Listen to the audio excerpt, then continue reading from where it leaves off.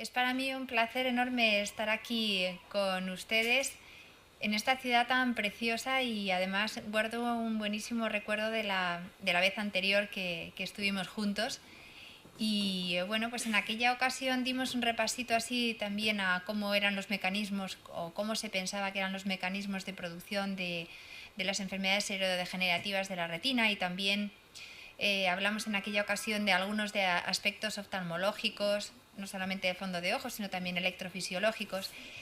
Y en esta ocasión, y como estamos ya en este año con tanta inquietud y tantas nuevas noticias, ¿no?, sobre posibles tratamientos o avances en las líneas de investigación que se llevan desarrollando durante estos años pasados, pues acordamos un poco con Javier y con Miguel Ángel en que hablaríamos pues de las nuevas, o sea, poner un poco en actualidad todas las líneas de investigación terapéuticas. Esto significa que no es el campo en el que yo como oftalmólogo me dedico, porque yo investigo en la clínica y las cuestiones de las que les voy a hablar en muchos casos están todavía realizándose en el laboratorio. Pero creo que a todos nos inquieta el saber en qué momento nos encontramos o qué expectativas, como siempre, pues en tiempo y en pequeños avances, que es lo que a todos nos tiene, a ustedes como pacientes y a nosotros como profesionales que llevamos tanto tiempo trabajando juntos, pues nos pensamos que queremos ya tocar ese principio del final. Hemos dividido entre Silvia y yo un poquito pues en las líneas de investigación que en este momento se pueden quedar resumidas en estos 6 apartados, y ella va a hablar de la parte de células y de visión artificial, y yo voy a hablarles a ustedes un poquito pues de la terapia de células encapsuladas y la terapia génica. Estos 6 grupos serían, pues eso, en primer lugar, yo ya me dirijo directamente a hablar de lo que es terapia de células encapsuladas, porque durante estos años atrás hemos hablado ya de factores de crecimiento. Y en realidad los factores de crecimiento es lo que va dentro de esas cápsulas que hablaré a continuación. Pero quizá pues ya se explicaron en bastantes charlas cómo esos factores de crecimiento, que son como una medicina que le vamos a dar a la retina, estaba evitando el que se siguieran perdiendo células. Pero ahora la novedad es que vayan en un dispositivo especial, que veremos por qué queremos que vayan ahí y no inyectarlas.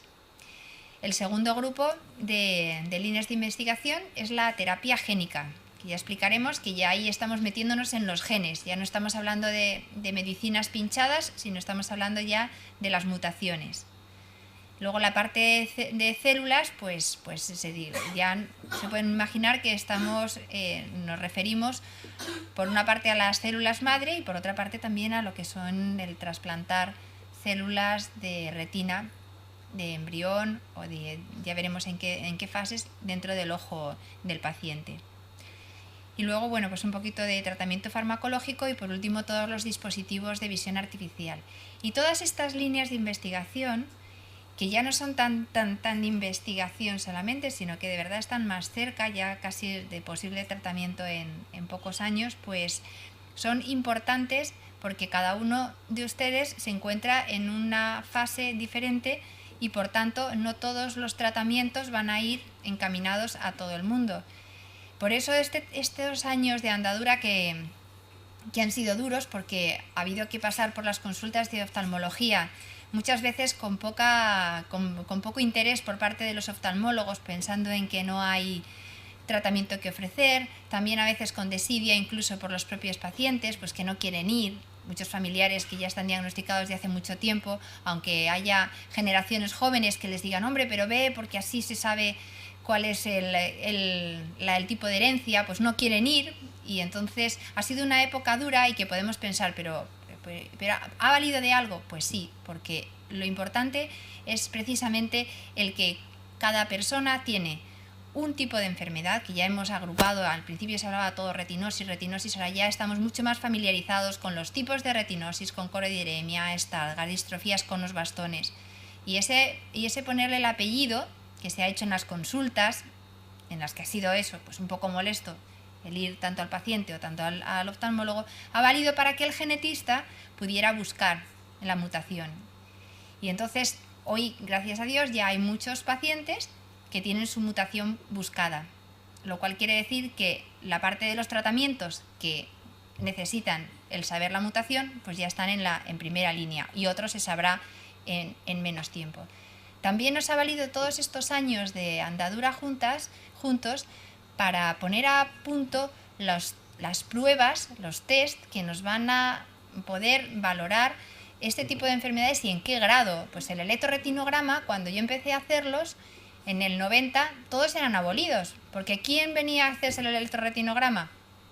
La mayoría de las personas que ya estaban diagnosticadas, y como es la prueba que se afecta enseguida, pues era desesperante, porque claro, todos eran electroretinogramas planos. Hoy no, hoy ya en la mayoría de los servicios donde se hacen electroretinogramas, como se hacen en estadios precoces, ya nos hemos acostumbrado a que efectivamente, como nos fallan los bastones, pues la parte de bastones sí que a lo mejor está abolida, pero mira por dónde en muchas de las personas que se acercan a las consultas y que son jóvenes vemos cómo tienen una onda B en los conos en el electroretinograma mixto. ¿Y esto para qué nos vale? Pues mira, porque como dentro de unos años vamos a empezar a tratar a los pacientes que tengan restos todavía de retina sana, con un tipo especial de tratamiento que será precisamente esto que hablábamos de los factores de crecimiento de las células encapsuladas, pues nosotros también necesitamos saber cómo medir quién tiene una parte de retina funcionante o quién no. Y uno lo que no puede es decir, yo hasta que no tenga el equipo, los mejores esquís y el mejor mono de esquiar, no aprendo a esquiar. No, porque entonces el día que a uno le regalan el equipo, pues se tira por una pista y se mata, porque no tiene ni idea. Pues a nosotros nos pasa igual, que los pacientes y los médicos tenemos que haber ya trabajado todos estos años juntos, aunque a veces unos se sientan conejillos o de India, no sé qué, otros digan que qué petardo o que qué mal porque no puedo ofrecer nada, pero todo esto ha tenido su razón y es la base de que precisamente nos encontremos cada vez más preparados para la fase bonita que venga después. Entonces, bueno, pues ya me voy a meter en el tema directamente. Y lo primero pues es hacer un pequeño recordatorio a qué es lo que nos pasa con estas enfermedades heredodegenerativas. Pues como son hereditarias y es porque se produce una mutación, pues ese es el kit de la cuestión. Pero no hay que perder la idea de mutación como imaginarnos la cadena del DNA, esa que nos pintan, la doble hélice llena de letritas A, U, C, tal, y que de repente donde hay una A tendría que haber una T y entonces ya la hemos fastidiado. Lo que tenemos que pensar es que es lo que los médicos y lo que los investigadores tenemos en la cabeza, es que un gen es igual a una proteína, ¿vale? Y que cuando el gen tiene su secuencia bien, tiene su código de barra, lo tiene bien, la proteína que sale de él o que se encarga de codificar es buena y entonces hace su acción buena. Pero cuando está mutado el gen, lo que tenemos no es que esté estropeado esa cosita de doble hélice, ese espiral, no, lo que tenemos estropeado es una proteína. Entonces, pues va a depender para qué vale esa proteína. Y eso es en la fase en la que también, porque esto es una lucha a 20.000 frentes. O sea, ya no es solamente ver cómo podemos solucionar con la terapia de células encapsuladas, sino que lo que tenemos que saber es a ver por qué cuando esa proteína no funciona, por qué en un caso tengo un Stargardt y en otro caso tengo una retinosis y qué es lo que hace cada proteína. Porque hay proteínas que se encargan solamente de ser como los ladrillos de las casas. Se llaman proteínas estructurales, son las que hacen el esqueleto de la célula. Y luego hay otras proteínas que se encargan, por ejemplo, de transportar sustancias. Entonces, pues todas son importantes, pero a lo mejor si uno tiene una retinosis con una mutación en una proteína que se encarga de un transporte, pues resulta que tiene los síntomas más pronto y otro los tiene más tarde y uno... Entonces, todos estos mecanismos son los que están ayudando a que la investigación de estas enfermedades nos enseñe exactamente qué procesos están ocurriendo dentro de la célula para luego poderlos aliviar, porque claro, si ya sabemos que lo que pasa es que una proteína que tenía que trasladar todos los papeles de la habitación a la habitación, al cuarto de baño, no lo hace, pues claro, la habitación, el dormitorio se está quedando tan sumamente atascado que al final no hay quien entre y no se puede hacer nada en esa habitación. Y entonces lo que sí que podríamos es poner ahí una proteína de ayuda para que desaloje esa habitación y haga la función de lo que está estropeado. Es decir, siempre tenemos que tener en cuenta que lo que está ocurriendo es un problema con las proteínas que hacen distintas acciones porque el gen está mutado, está alterado. Y eso va a tener consecuencias, digamos, estructurales. La célula, si la miramos en el microscopio, se queda hecha polvo, está rota y está, nada, totalmente atrófica. Pero otras veces no vemos la célula tan mal. Lo que pasa es que no funciona bien por ese problema, pero la célula sigue estando bien. O sea, una cosa son, como ven ahí, las alteraciones estructurales y otras son las alteraciones funcionales. Y eso es importante porque hay veces, ahí va a haber tratamientos en los que si la célula no está machacada, porque no, es solamente que no funciona bien, pero no está machacada, se puede rescatar. A lo mejor el paciente ve igual de mal que el que la tiene machacada, pero sin embargo, en un caso sí que es rescatable y en otro no. En definitiva, se trata de ir buscando mecanismos que impidan el que se produzca esa muerte de la célula, que primero puede ser o directamente la muerte estructural o a veces primero funcional y después estructural, y que desgraciadamente viene programada, está programada para morirse y precisamente porque tiene esa mutación. Y entramos en el siguiente concepto, que es el concepto que ya también se ha repetido estos años de apoptosis. La apoptosis es que la célula tiene un reloj interno en el que se le ha programado, usted se va a morir dentro de 3 años, y entonces eso es lo que nosotros tenemos que intentar evitar.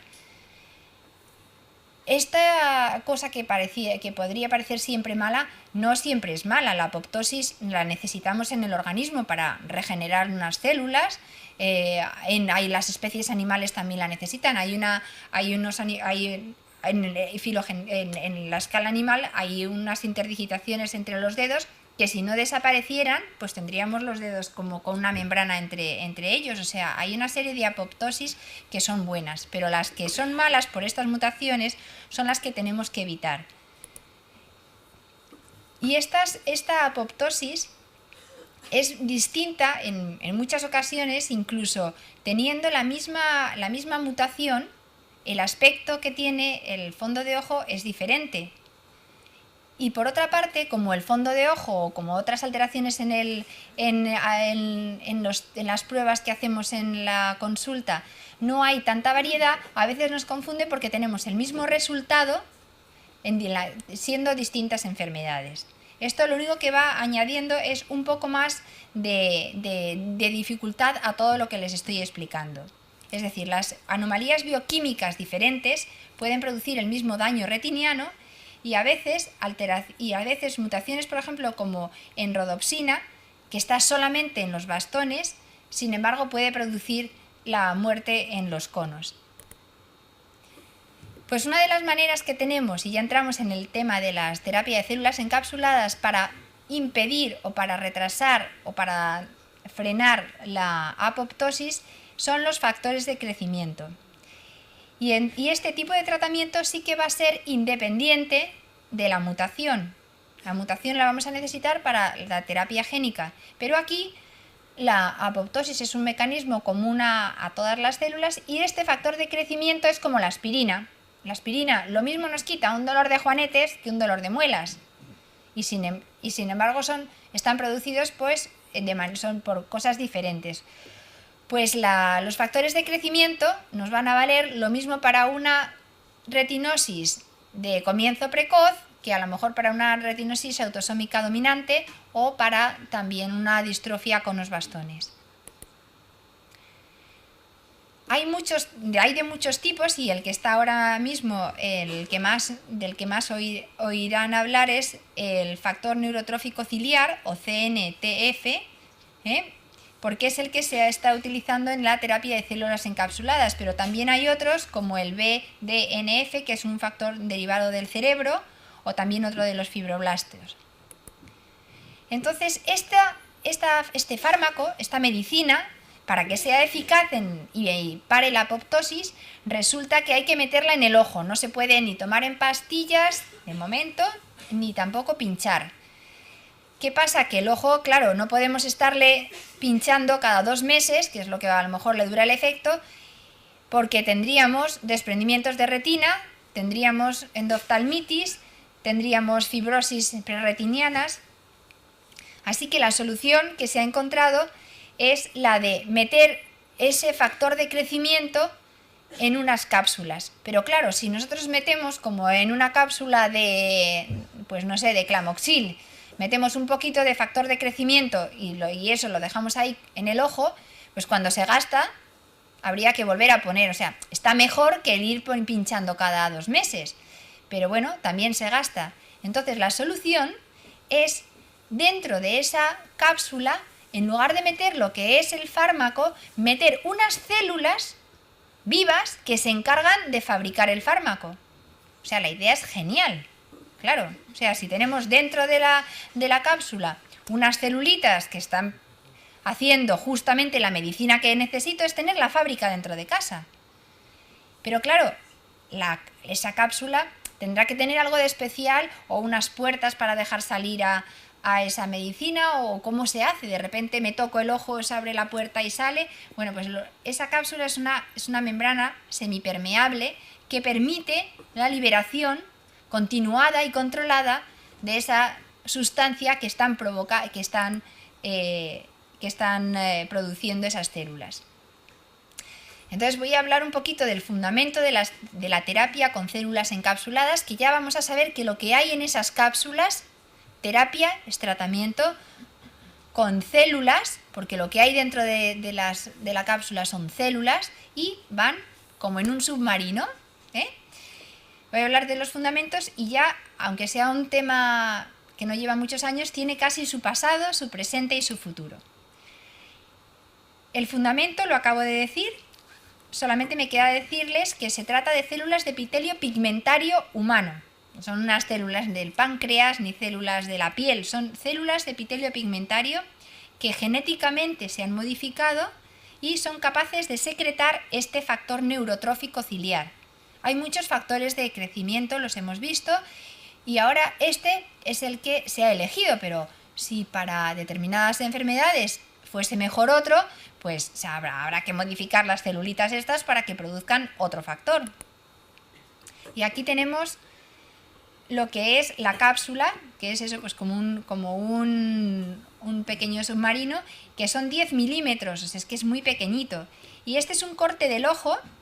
Aquí pueden ustedes ver, este es el cristalino, la córnea, el nervio óptico, y esta cosita que está aquí es como una especie de cigarrito muy pequeño, son 10 milímetros, que se queda colgando en el vitrio, en el humor vitrio. O sea, el ojo es como un balón de fútbol y lo que está rellenándolo es una especie de gelatina.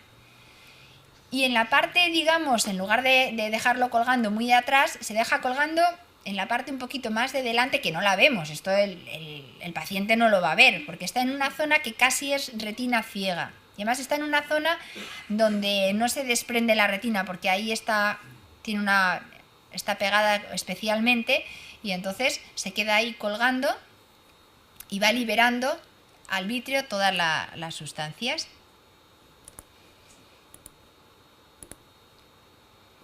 Tiene que ser la cápsula semipermeable. Si fuese permeable del todo, perdería el contenido en un pispás. Está intravitrio y lo que consigue es eso, una liberación de POT. Es como otros fármacos que ya lo han oído ustedes hablar, del trigón de POT, que se libera lentamente. Todavía está por determinar si a lo mejor al cabo de los 6 meses o al cabo del año, pues hay que volver a pinchar otra vez. Pero la técnica, como ven, es fácil, porque esto se puede hacer en la consulta mismo o en el quirófano, haciendo una pequeña heridita en la esclera, que es la parte blanca del ojo, y metiéndolo. Bueno, aquí vemos otro esquema de cómo estarían ahí contenidas las células que van produciendo el factor neurotrófico. Y los poros son pequeños para que no se escapen las células, pero sí que pueda salir la sustancia. pueden entrar el oxígeno y los nutrientes que necesitan las celulitas que están aquí dentro de la cápsula. Esto es la cápsula como cortada así por la mitad. Estas son las células y estas flechitas es lo que están produciendo. Entonces salen las moléculas, pero no se escapan las células. El laboratorio que se está encargando de esto se llama Neurotech y tiene su mayor sede está en Rhode Island, en Estados Unidos, pero luego para todas las operaciones europeas pues las realiza desde Francia. Y uno de los investigadores iniciales y principales fue el doctor Aguirre de la Universidad de Pensilvania. Ya se ha llevado la fase 1 que se hizo en perros, que es la que ya han oído ustedes mejor, y que se trataba simplemente de ver si se podía tolerar el dispositivo, si esa pequeña capsulita podía producir una reacción de cuerpo extraño y ser rechazada, o desprender la retina, o producir uveitis, o complicaciones. Este es el doctor Aguirre. Lo que sí que me falta decirles es que efectivamente aquí nos hace falta un poco de retina funcionante, porque este fármaco tiene que disminuir o enlentecer la apoptosis, pero para lo que no está demostrado que tenga una utilidad es para aquellos casos en los que las células estén ya estructuralmente muy dañadas. Después de los perros, pues ya la fase 1, que comenzó en diciembre de 2003 y acabó en mayo de 2005, y se realizó en Estados Unidos y fueron 10 pacientes. Estos 10 pacientes... Entonces, vamos a enfocar, y a riesgo de repetirme un poquito con Blanca, en la primera parte de las terapias futuras para la retinosis pigmentaria. Entonces, yo quería recalcar que son futuras, puesto que actualmente todas se encuentran en fase de experimentación, algunas en humanos, algunas en animales, como bien hemos comentado antes, pero todas en experimentación.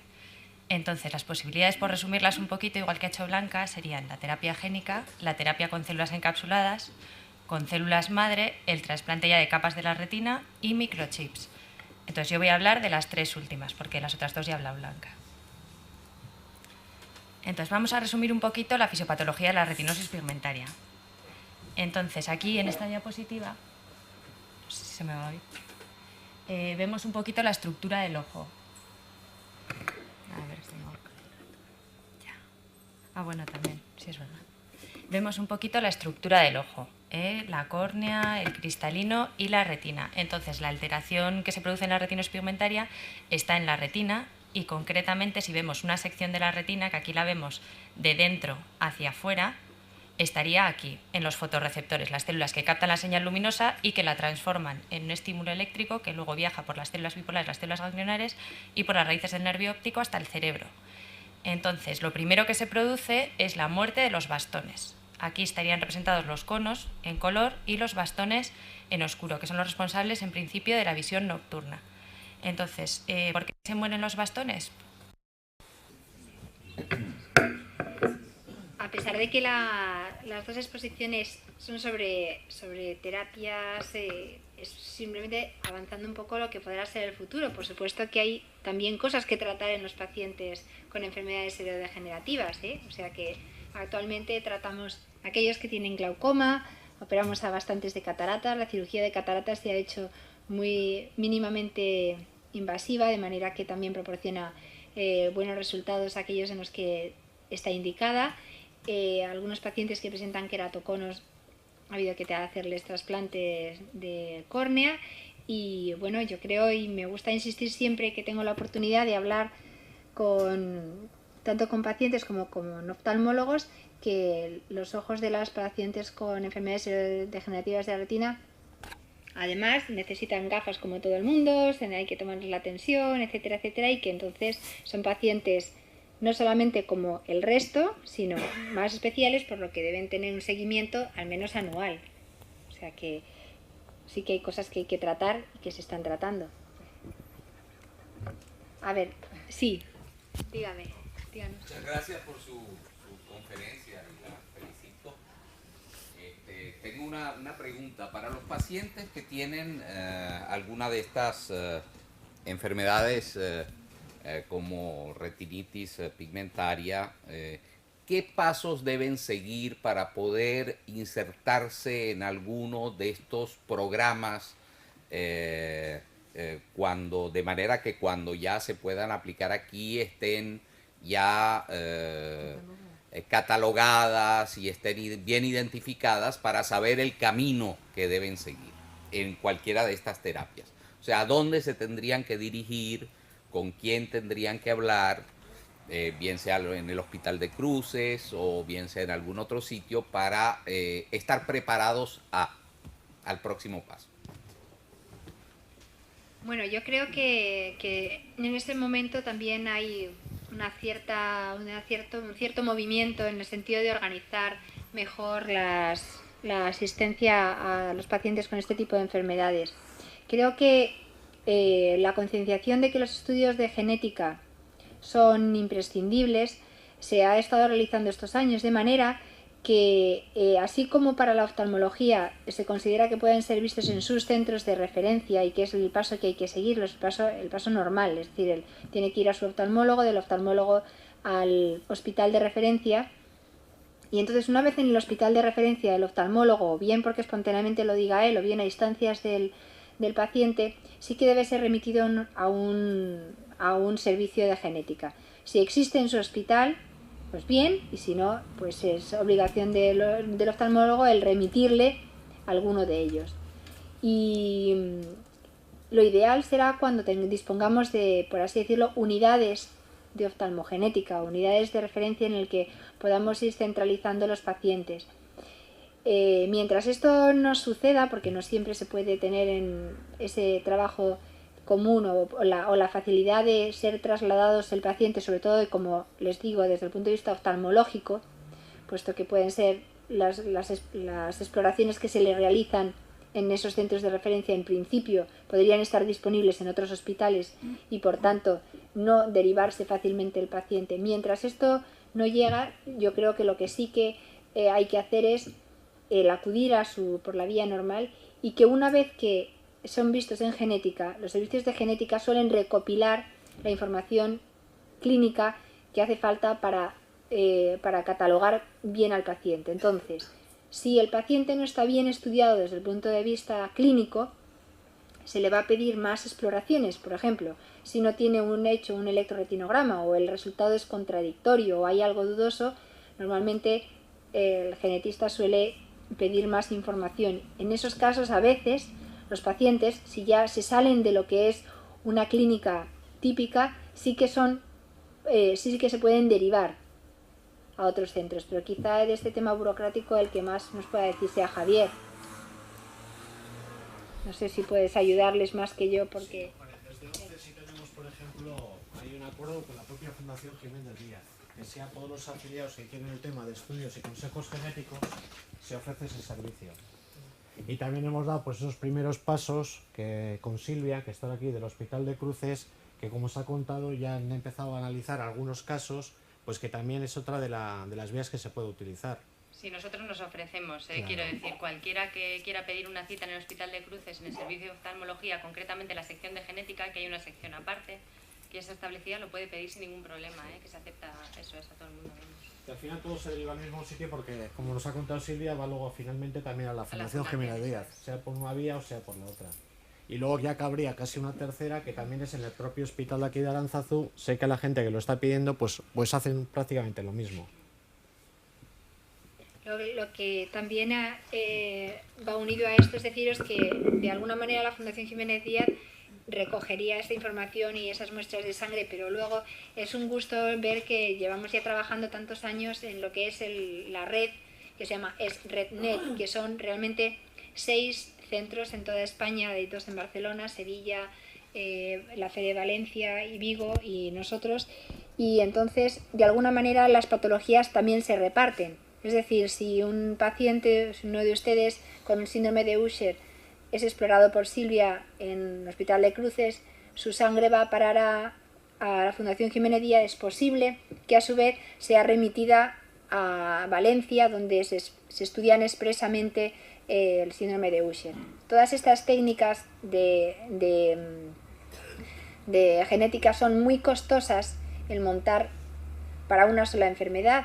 Entonces lo que se hace, ya que el viajar la sangre es algo sencillo, es el ir centralizando para cada enfermedad en un sitio. Y luego lo que desde luego se hace ya en todo el mundo es el enviar las muestras, determinadas muestras, no a lo mejor todas, a Estonia. En Estonia está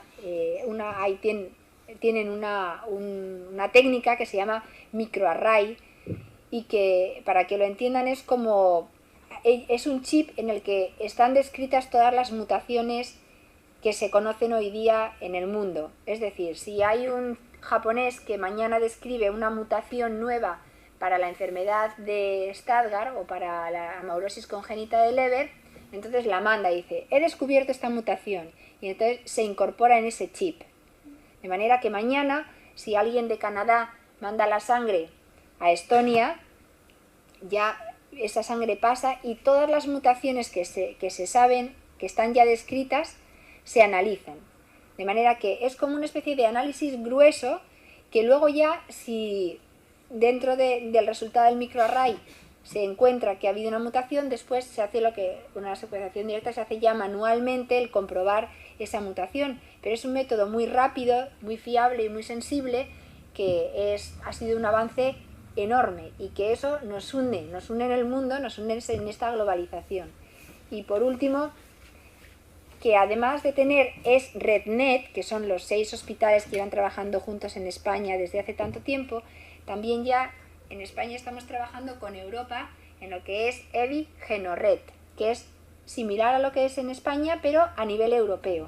Entonces se ha diseñado a lo largo de todo el año pasado una base de datos, un protocolo que es muy parecido al que estamos utilizando aquí en España, porque lo hemos realizado con ellos. Nosotros hemos aportado lo que nosotros queríamos decir y se ha mezclado entre los diferentes países de Europa para que todos los pacientes se les recoja más o menos lo mismo. Lo que decía, que para luego poder trabajar juntos y unir esfuerzos tenemos que hablar el mismo lenguaje.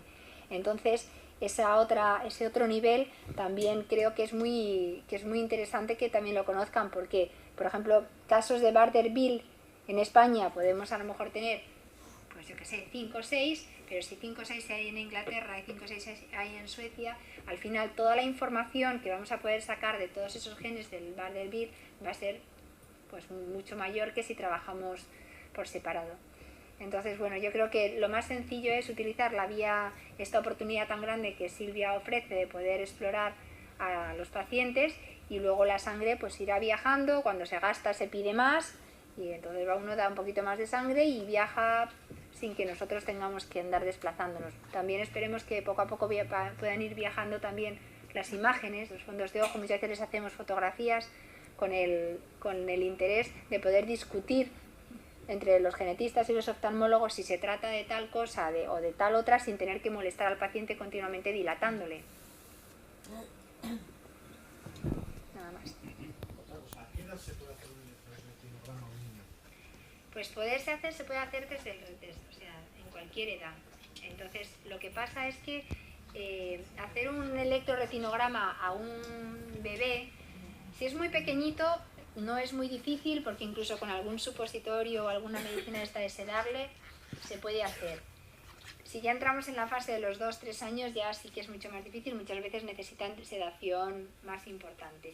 Entonces tienen que ser laboratorios de electrofisiología que estén preparados para poder tener oxígeno. Es decir, que yo, por ejemplo, al principio podía hacer esto, pero los anestesistas, con muy buen criterio, dijeron que no reunía las condiciones necesarias el departamento de electrofisiología para poder realizar a pacientes con sedación, porque necesitan unas tomas de oxígeno. El paciente puede en un momento tener una parada cardíaca o lo que fuera, por no nada que ver con la prueba, pero sí por la anestesia, y entonces pues hay que hacerlo en condiciones buenas, que algunos laboratorios lo tienen. Ahora, ¿cuándo hay que hacerlo? No es que se pueda, porque poderse se puede, como decía, a cualquier edad. Pues si resulta que toda la familia está estudiada, se sabe el tipo de herencia, no disponemos en este momento de la oportunidad de poder empezar el tratamiento mañana, de manera que podemos perfectamente esperar más, pues entonces no hay necesidad de hacer un electroretinograma a un niño en el que ya se sabe el tipo de herencia de su familia, no va a cambiar nuestra actitud respecto a qué va a hacer ese niño profesionalmente. Si se trata a lo mejor de un chico ya de 17 años que tiene que decidir si va a dedicar sus estudios hacia la carrera de piloto o hacia la carrera informática, pues claro que ya debería tener un estudio previo para saber si tiene o no la enfermedad y enfocar su futuro. Pero en el caso de los niños, cuando dispongamos del tratamiento, esto va a cambiar radicalmente, porque cuanto más pronto sepamos el diagnóstico, más pronto podremos ponerlo. Pero hoy, o sea, lo que es a día de hoy, en 2006, no hay necesidad a lo mejor de hacer un electroretinograma a un niño de 3 años por el hecho de que su madre o su padre tengan retinosis, salvo que sea crucial el saber si es un afecto o no, porque cambia el árbol genealógico y entonces pues se puede buscar la mutación por un lado o por otro. Es decir, que realmente son pocos casos. Es mejor esperar a que tengan ya pues al menos 5, 6 años, 7 años en los que ya se les puede hacer con total tranquilidad. Ya un niño con 5 o 6 años colabora para podérselo hacer. Blanca, una pregunta. Por ejemplo, una persona que le hacen el electroretinograma y el oculista le comenta que sí, que tiene una retinosis pigmentaria, pero esa persona ve bien y hace una vida normal, ¿qué le está ocurriendo? O sea, o puede ser que haya ahí un falso o una alarma falsa, No. o que no está... No, gracias a Dios hay algún tipo de retinosis, sobre todo las autosómicas dominantes y las de comienzo tardío, que son pacientes ya en edad adulta que ven mal por la noche. Su problema fundamental es en esos cambios de luz cuando entran de fuera a dentro en verano y que se tropiezan, no saludan a la gente, tienen un poco de problema, pero no una cosa exagerada. Y efectivamente el electroretinograma, que es lo que os decía antes, está plano, porque es que se pone plano muy pronto, entonces no hay ningún error, es que eso es así. Entonces puede haber incluso algunos pacientes que también sean adultos y que tengan muy poquita movilización de pigmento, muy pocas manchitas negras en el fondo, pero es una retinosis. Es decir, el concepto de retinosis tiene que ser basándose en varios criterios. Primero es en que haya esa alteración de los bastones, y que la alteración de los bastones se pone de manifiesto en que vea mal por la noche y en que tenga alteración del campo. No hace falta que sea un campo tubular, pero si ya lo tiene y ve mal por la noche, los bastones están regular. Que sea progresivo, quiere decir que a lo largo de los años él note que esos síntomas de los bastones vayan empeorando. Eso... ¿Se nota, por ejemplo? ¿Nota que eso está así?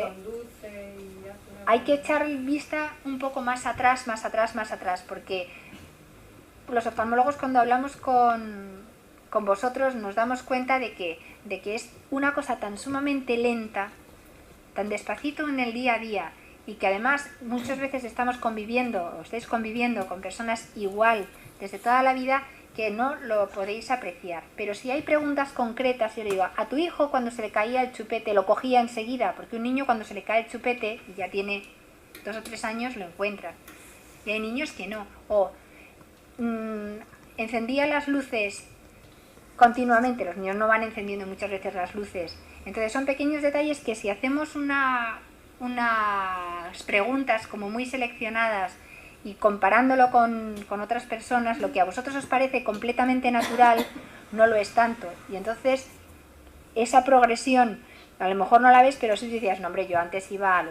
cuando era de ir a las discotecas, claro que iba a las discotecas, pero ahora cuando voy al cine me quedo parada.